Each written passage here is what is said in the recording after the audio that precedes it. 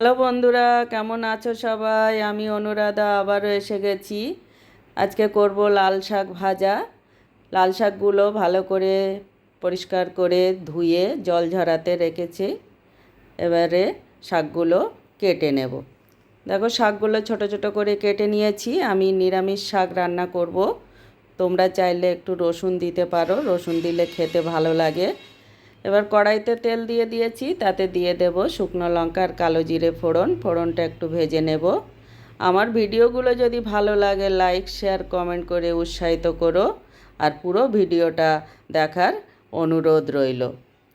ফোড়ন ভেজে নিয়েছি, এবারে দিয়ে দিলাম শাকগুলো, আর দিয়ে দেব লবণ আর হলুদ দিয়ে এটাকে একটু নেড়ে চেড়ে একটা ঢাকা দিয়ে হতে দেব।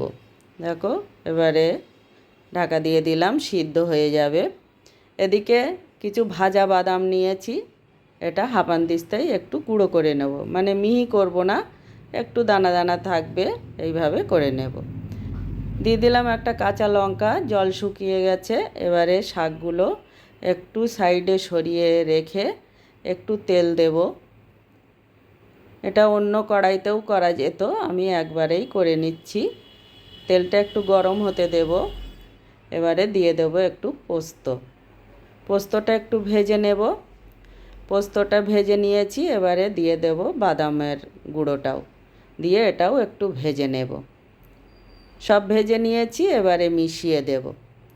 আর দিয়ে দেব একটু চিনি দিয়ে এটাকে আবারও একটু ভেজে নেব। গ্যাসের ফ্লেমটা একটু লো করে আস্তে আস্তে একটু ভেজে নিতে হবে। দেখো, রেডি হয়ে গেছে লাল শাক ভাজা।